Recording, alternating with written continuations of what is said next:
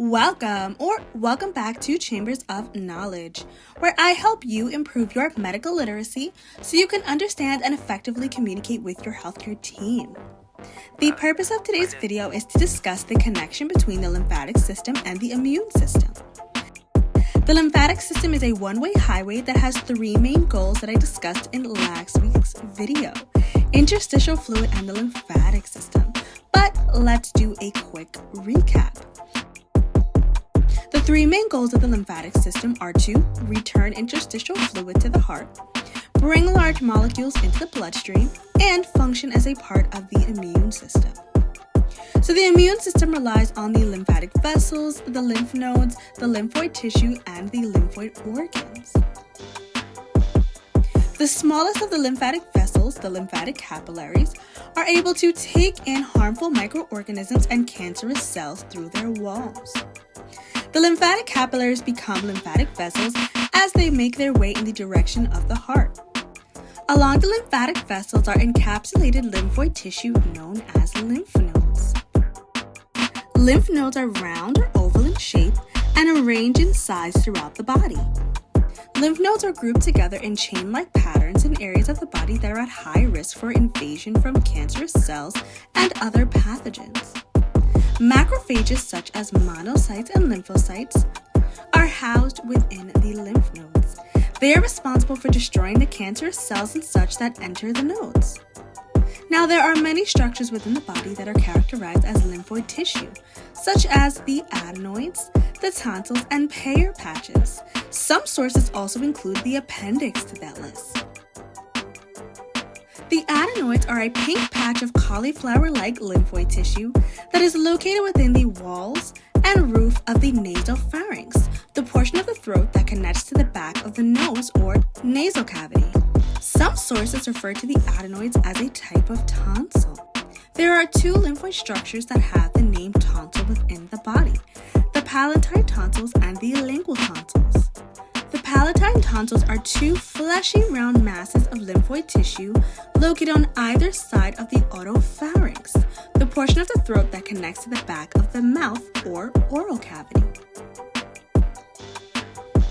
The lingual tonsils are irregular masses of lymphoid tissue that are housed by the laryngopharynx, the space within the throat that houses the pharynx or throat, and the larynx, the voice box.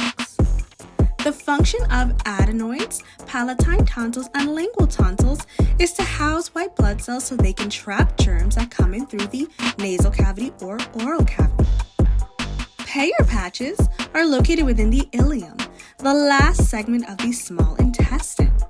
These patches are easily seen under a microscope and are a great way to distinguish the ileum from the other parts of the small intestine.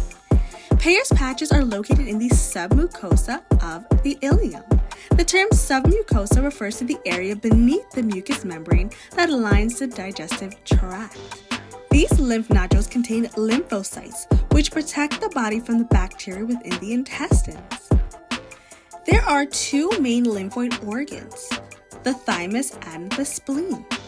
Only some resources refer to the red marrow of the bone as a lymphoid organ because of the role it plays in hematopoiesis, the formation of the cellular components of blood, including lymphocytes and monocytes.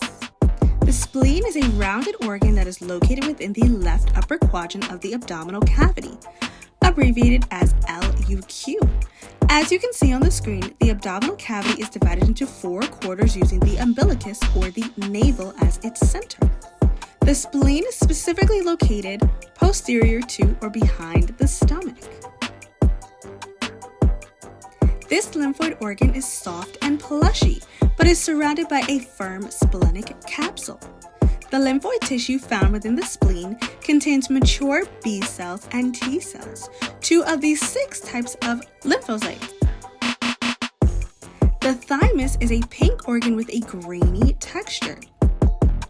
The thymus is located within the mediastinum, posterior to the sternum or breastbone. This organ lies right above the heart, between the lungs. During childhood and teenagehood, or adolescence, the thymus is very active. This contributes to its large size. But by adulthood, the size decreases significantly. after the process of hematopoiesis within the red marrow, the lymphoblasts migrate to the thymus where they become mature lymphocytes. These lymphocytes mature to T lymphocyte cells. The T is for thymus. From there, the T cells become cytotoxic T cells, helper T cells, memory T cells, or suppressor T cells.